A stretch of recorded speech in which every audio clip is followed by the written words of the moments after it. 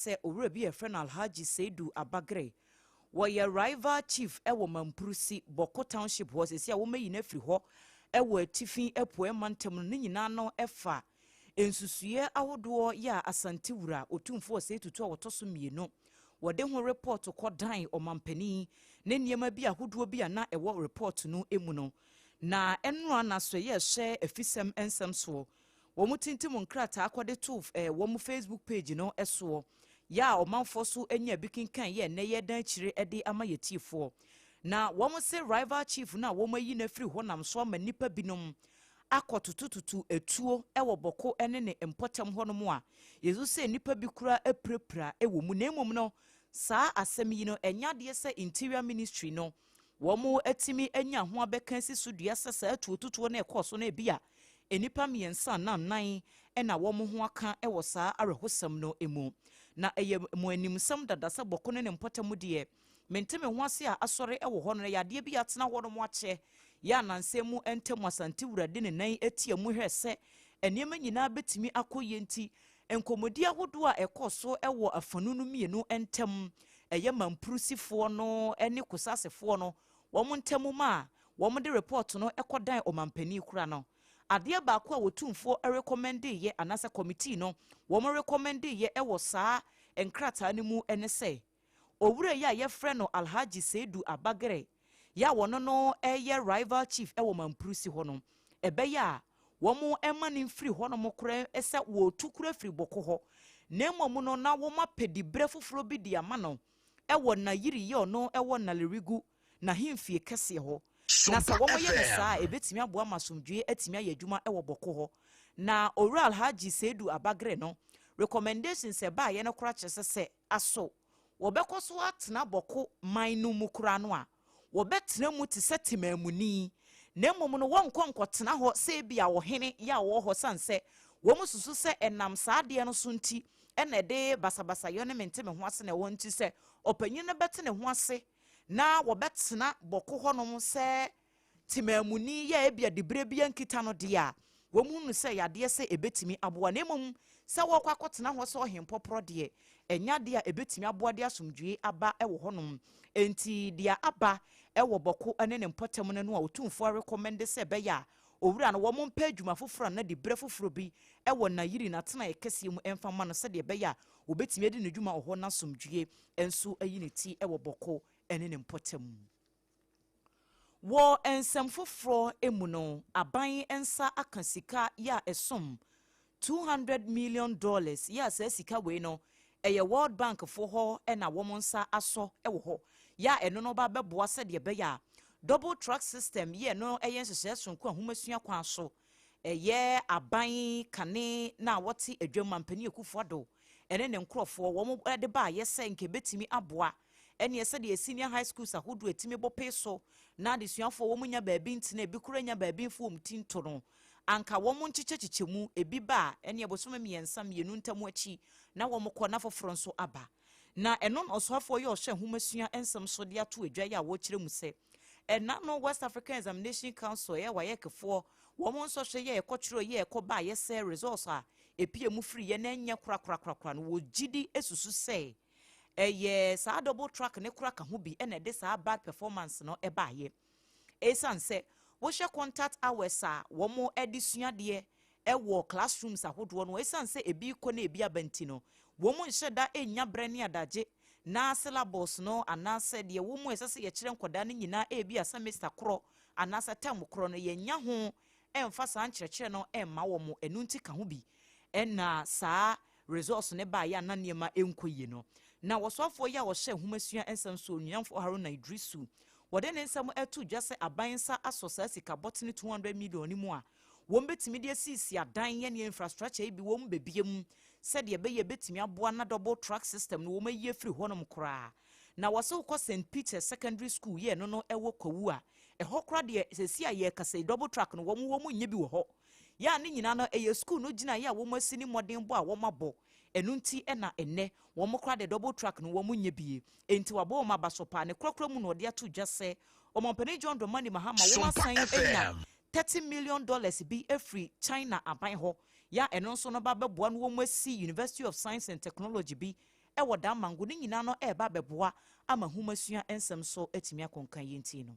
The government of President Mahama and the Ministry of Education and the assessment body, we would not accept responsibility for those poor performance, but rather it should be a wake-up call on all of us to do an assessment of where we are with the state of our secondary education in Ghana. Many of the institutions from 2008 till yesterday are still in the same infrastructure since Free Senior High School was launched. Not a dormitory nor a classroom was added to the infrastructure with the exponential increases in their numbers. That naturally will affect the quality delivery of education. Then also note that many of them did not have adequate contact hours with teachers because of almighty double track. They spend less time with teachers, less time in the classroom than they should. We remain very committed, and government has secured $200 million from the World Bank to work to end double track.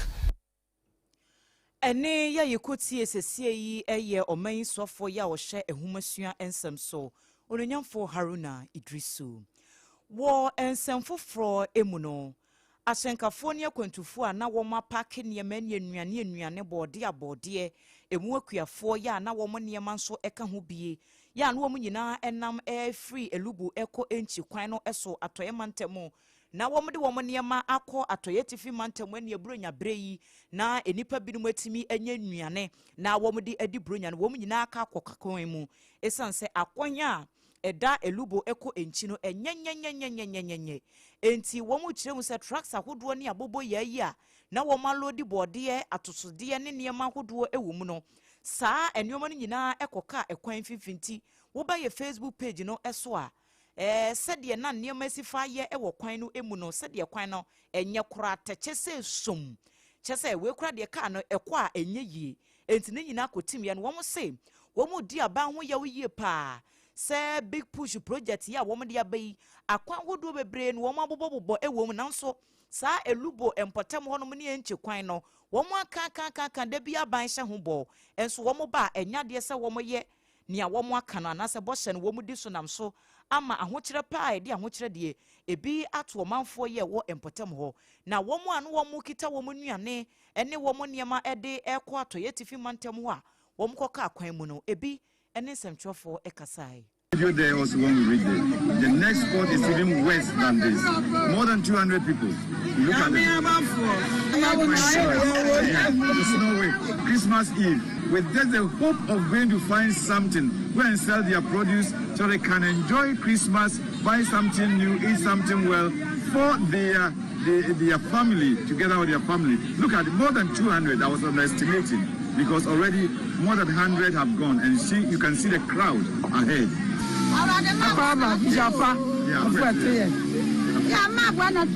Tricycles, tipper trucks, coming trucks, and motorbikes, more than 50 are all stuck here. And the tricycles, more than 20 are stuck. And this is not the starting, that this is not even the last one. Unless it's still a west spot.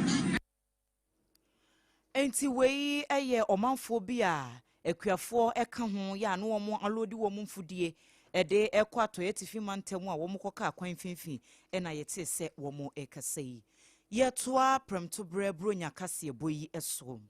asoye ye hye ema ne mema fei enkoda ho bambo ensem so en wo mo ede atu dwase wo hye ema ye ekọ awo so ya wo munya ohawa hodo bebradodo no akora famu eto nanom wonse do a wo mo ma no kora ebi wo ho a wo mo enya wo mo no eyade se complications 2025 afidie no ema beye ahenkron ene akire 900 ena wo mo ahwere wo mo enkwa ema ensu ewu ewo sare hosemi emu na ensem we nyina no osoafo ya woda asoye no ano Agnes na momolate wono ena edi etu edwa wabra wo mkodi dwumadi esurunku bi ewo enkran hasei na wose aban no disi wo mu anisu senka anya bi kura ebedru afimpinu ani aduasa 2030 no na wo matimi enya sustainable development goal no de wo mde asi wo mani so no nka etimi ayeyama sebia womo kwa wo so empem oha 100,000 eni echira wombetimi ate so kura womo a womo fimu no amano abafom so sene nneomasi fe kodie mi se saa 2030 aniswade hu no wansha na akwakoye din yie pa se womo ebetimi aduru ho na womo se enhwehwemu a Ghana Health Service for womo aye ya womo de ababeto abonten no ekire se afempinu eni aduonu miensa 2023 enipa 100,000 ya ekoye no emu enipa wo hade womutimi eto nanom wonse do enti nanka womu hwemu se nka 2024 no eso betimi atenso wo hwa enokra no ekoso enipa mienu san beto so eni se 2025 die so nka womu hwese eso bete a eno so baabi agina no ehwa na agina na kyesa se enya de se womu nya progress bia ewo aniswade hunu no a womo ede ato edwa no emu na wabra sa adwumadie no nyina ekoso no Dr. Hafiz Adam Teha ya wono eye kwankyerefo a woda technical coordination ano enafe health planning ewo asoye hye apomden ensem so wono na gina ministry no anemu ya wono so de bi epi de osoafo ne kaso saa asem na wo kane de eye no kropa sanse Ministry of Health hono eho nso hyehya wodo bebre no wo de egu akwan mu enso bepem enne womo nya huhu sunsanso papa bia na kyerese adwuma na womo ye ne ekode na mmom no enima bi nso wo hono mu asebe womo a womo fa afuro ema esese womo so womo hunu san kyerɛkyerɛ no na sa nima bi wo ho esese womo de gu akwan mu afutuo bi wo ho esese womo fa womo so bo womo ho so sɛ de be ye beduru saa 2030 no na sustainable development goal ya womo de asi womo ani so sɛ ebetimi aye adwuma no womo betimi enya eso ensunsanso pa bi na yeda so egina apomden ensemu no yenko konfo anoche aban aya sabia na eyemanimusem se wokwa santemantemu a eya ya sabia kese ba ko ene enipa dodo no a ne kohonom ekokogye ayarehwe na eya na eya rehusem bebre se ma bitimi eko awo so obu ho anyame ye na dom kura no wo fa ne ho fa ne ba na akasika yedi beyi no afiri ya sabia wono de twetwa ne ho aka na eno so akwakoye boachi bidin na Madam Millicent Tumesiwa wo senior staff midwife ewo high dependency unit ewo konfo anoche ho watu emma ya womo afa afuro no watu womo fu yie papa se brano bia no womo ma womo nan enye ntientia ewo ayasabia sebe obu ho afa afura ene 9 months ni nyina wonsi antenatal korase wo kwa kwhwe se ne ba ne ho yewu se wono ankasa ma me no se ne pressure da sen se ne sugar level da sen wonko no wonkohwe wotetifie saa nonum nura gise awaka no ansan wo betu ne nan asi ayasabia ho eno na senior midwife echire mu sasa de no a eya na emma binum wo mo fa ofura wo mo ye no emmoa kora eno ka ho bi ene wo mo kwa wo so a ya na mortality rate no akosoro no nti we de afutuo ene wo de kɔ ede ama wo mo wo de nsem we nyina etu dwa wabra ekuo bi a yefrɛ wo mo Ashanti Legends of Class Club T wo mo efa bi e wo Ghana ha ene bi nso e wa manone wo mo boaboa sika puduo bi ano edi koyi emma ya wo mo awo a wo mo nya sika emfa ntwetwa wo mo ho aka e wo konfo anoche wo sa adwumadie na se ena senior midwife ede saa afutuo yi etu dwa ewa ha nimbro kra on twɛn po engi na afi obekofie no wakonya complications bebre but se onya boafo e ma ni beyi na obata ebo ehu nimbro esese wonom no okofie ekonom enya ahoto ne ahoden e de toa abrabo no so ehwe nkora na aka ewatwi madaroma onipa bia ne nsem wo bi onipa bia o wakoma pa ombra no mbeboa ye maame no ene enua ma no na me hwam bebre nyinsen mu mojabroso no obi wo hon ma no mojabroso dada na nyema bebre na edeba ba de mesre pa ne sei ye ma ye nan ntientia e wo ayaresabia efi se wo fie na se wo nya sa problem no wa hwe ya wo mojabroso no ba ebi entite ho ni bi se wani so bebriu ene ya yekoti esesia yi eye Madam Millicent Tumesiwa wo senior staff midwife ewo konfo anoche aban ayasabia enu achi emma ya womo awo foforo a yetuatua womo aka ede ma womo no womo so eda ekuo no ase se womo aye bibisa ponhira womo dia esinisa na yeda womo ase na nkupon ma edwuma no nkoso Maya media medanya nkopo ase oma bua me pa oma yi ewo hospital enti mede oma ase oma yi me oma pipa mani mo anisu nsi na 2 weeks say we go 3 weeks Saturday dura menya 3 weeks enti mede oma ase wei eye ematai binom ya wo ma wo foforo na wo mo etuatua wo ho aka e wo konfo no che ho e de ama wo mo na mane boyi yense ntwani kwa me redu e na edifri asante mantemu e ba ye toa ensem no eso e wo asante mantem ho no mo a na regional police command no wo mo echiremu se wo mo de maami bi a wadi mfihia no aduasa enan wo ye Nigeria ni de hye ya efre no beauty alakwe ye de na kogina emra nanim e wo Kenya se district court ama court no ahye ne se won koda efiase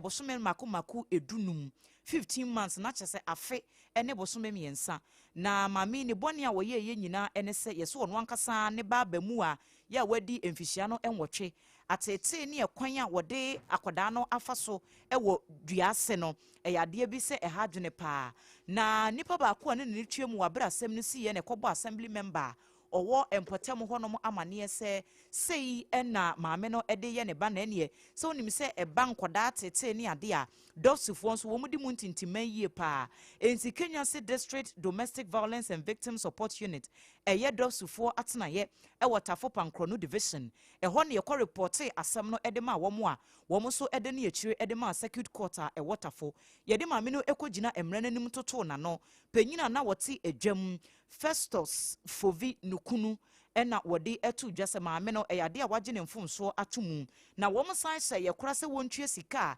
esom 6,000 Ghana cedis enkansa 15 months imprisonment na ye de amano na se wantimi antua won besa ma ne bosumi dunum ni bi asa aka dadade ne ho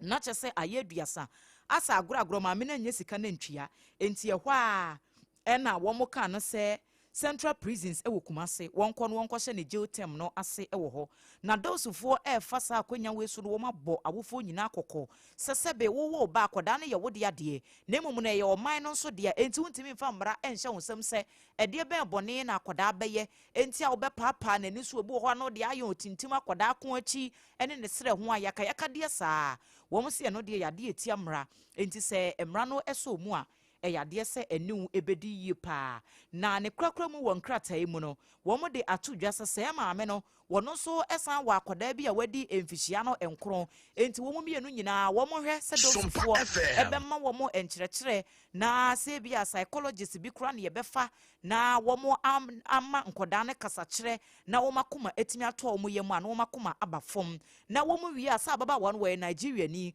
wo mo hwe se nkoda ne sesi amaame ne da afiase enti bi entimi nya nkoda ne se wo mankasa wo mo ne namba kyebrakere enti no wo mbehwe se abusua ababa wani firim wo Nigeria ho no wo mo de ne ma no ebekọ akoma wo mo na wo mo ahwe wo mo pepepe edi afiri ho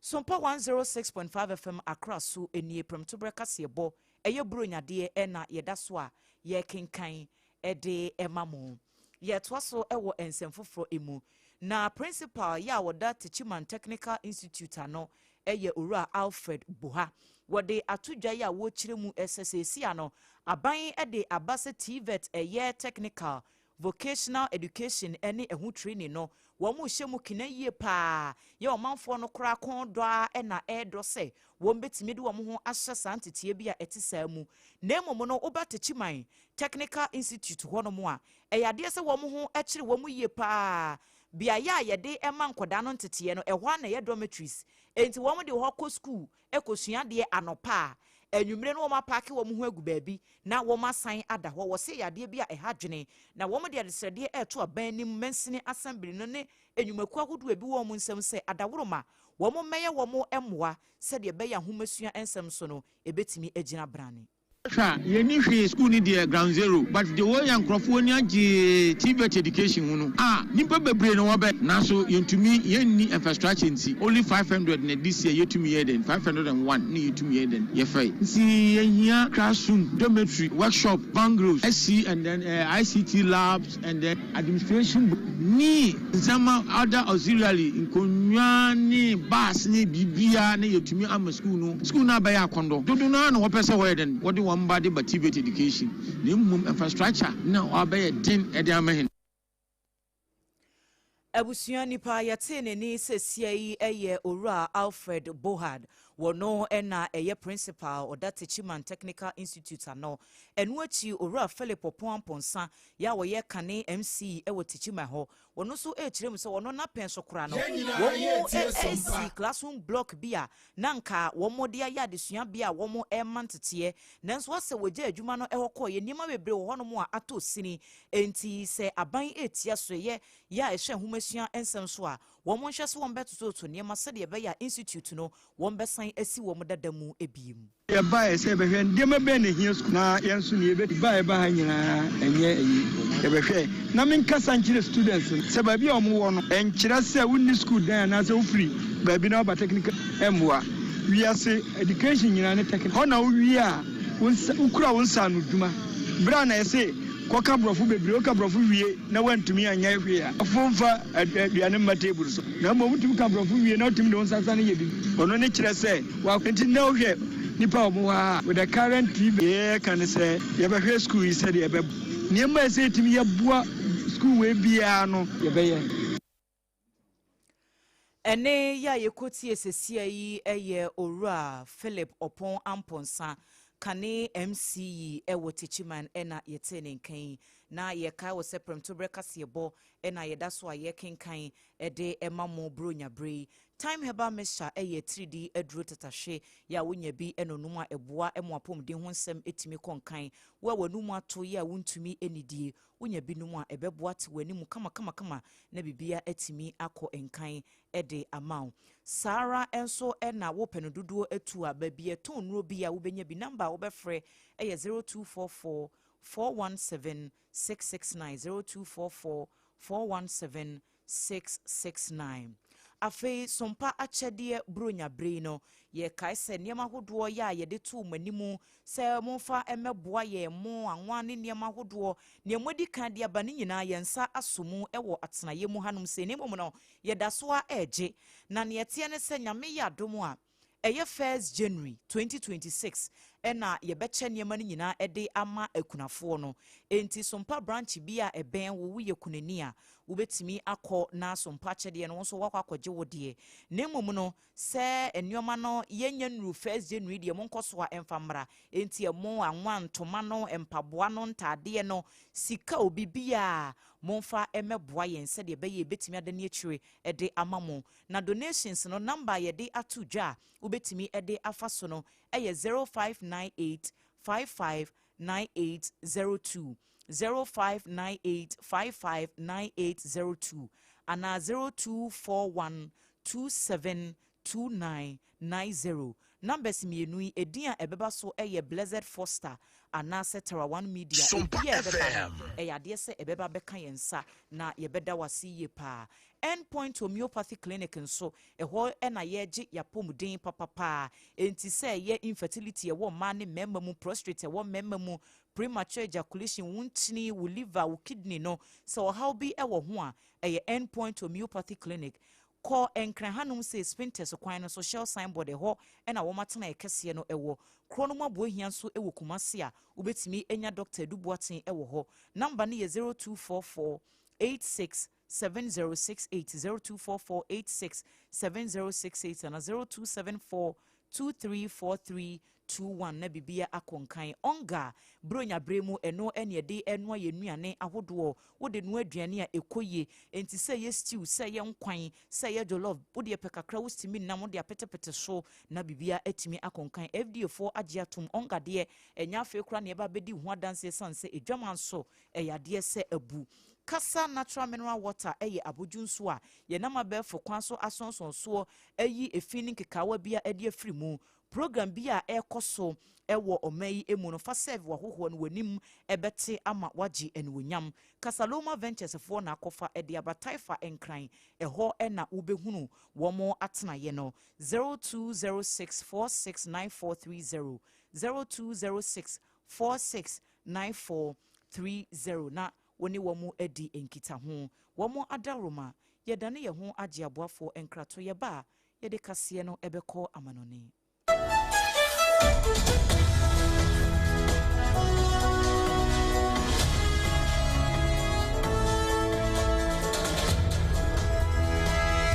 Point homeopathy clinic Ghana had the obi enim say ye prostate na baby omutimi ye screening ema hu ni ye etu ase a na ye endpoint homeopathy clinic anase ye kidney ye liver problem wo fa baby na ajejo na de fa ne premature ejaculation no a ba ma bi a wo ne wodofo akwakwahia ase wo di ne ho agro ase wo tonte ene ye bra endpoint homeopathy clinic na ye moa wo ema ne mema mo pa wo ye endpoint homeopathy clinic wo mo dem fua yare bia infections bi ne wo ho anase bia wo hwa wo fa baby na ajuju kidney problem prostate there endpoint homeopathy clinic kuma say obehu endpoint homeopathy clinic e wo kronoma boy here na akra hanso so there wo mu ginemu ankasa e wo spintex bebre friend share signboard no hudru na obusa sa wo pe endpoint homeopathy clinic obia ebe kire for endpoint e wo 0244867068 and 0274234321 endpoint homeopathy clinic wo mu dem ewra me pa cho bra na me hwa de wo bag bra aden ena nso biem time heba me hye ya me ka se yi ba kwin ani wayi me ensen bra sanya time heba me hya esi agye me ni me fiefo enya de abaako ebeso yen we de udi se ofa ni nyina time heba me hya me ka se me di wa dance ya heaven ena de mekwa akopie enti se malaria we draw ne time heba me hya enye enunku o de nanum ato a wontimi anidie no time heba me hya duro no ena ye ma wo oba a wafa afuro de wo ma akwada nofo ene akwada a woni mfie dumienu entimi num aduro yi bi se obeto aduro yi bi anoma hwe se wakọ hospital anase lab ame yehu se wo atudie malaria yi bi ansa se o petam heba me hya enuro dudu atu a fo ani kire KNG Herbal Center ewo Emrom Abidjan House ana ba akoso wo atonsu Monaco Junction eno echi obenya bi atowo over the counter medicine sellers ene herbal shop dodo na emu Fre 0244417669 kayo set time no time herbal mixture afi malaria fever bi adani ziba ewo mu no betu akọ FDA age adwadie nkratoa yi atu tontonte yenum nsane efa adwen ne efa adwen mpa say na nanu nim se bre bi beba ama tonti na 74 opa ye ne simple T74 abeye aduru tonti na 74 ana T74 asa twe ya dwene esina nanom dodo so se de na dodo bua ma nanom enyare basabasa no saa na tonti na 74 ana T74 ebu anipadua no ema immune support enti obi onum bie no abre bia ne ho den tonti na 74 yi nso ya ye no se nsuo krokro wa kama enti ba bia wonam bia obetimi de wade akọ samene wa ankafi na ekroyi eda no nko na wie ye wa bra mennom T74 samennom tonti na 74 menya hodin mennom ne da bia T74 yi eye hahama ene ye de aye na DHC ena aframa na ye kama saa no T74 ahoden ni apomuden ko a woko pharmacy ana ba bia to nro bia ubenya tonti na 74 yi biato T74 yi enye ma oba wa fafuro ana obi a o manufo ana se obi a onya mfie dumienu eto phone 05016289931 and 0246073498 FDA agi adwadie nkratoa yi atom Ebosso Duma Fest Festival 2026 Afinso 2026 Duma Fest no Ebosso Yeshasie January 2nd 3rd Ekopim 4th 2026 Ewo Dumasia na Stardom Sunyane Dumasia Ehobeye de Bruta Brabe witness the Ghana's finest artists the likes of Kwaku Smoke Family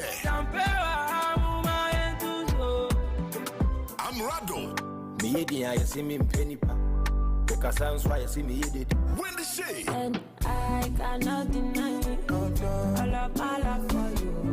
Now the legend. legendary Ophelia live band in Soba Wosono. Kansas 21st Clinic, down delivery, box and bottles. Jay's Ackley, Big Drop Agency, Cowbell, Twisco, Holy Crest Block Factory, Black Lounge, Eastbet Hotel, Sheila's Executive Hotel and Lodge, Media Partners, Sompa FM, Sompa TV. Nasada no, obi bi opeso beton ade no. Ombebu kutebo, sika kuma bi eno obetia. For 024-188-3559. 024-188-3559. Duma Fest, the pride of the people. Duma Fest, where culture comes. Duma Fest, the heartbeat of Dumasia. Feel the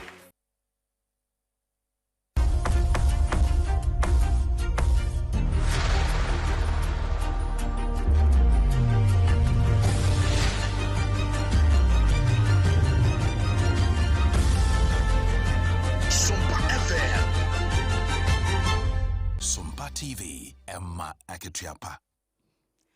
Emma Aketiapa ampa yedamase se mwatwen ye amaya dane ye ho akọ aba na yekowie kase bonu nyina ewo amanone na amanone na ye kono na chese US mine mu ena yede yeni ekọ akwako ginan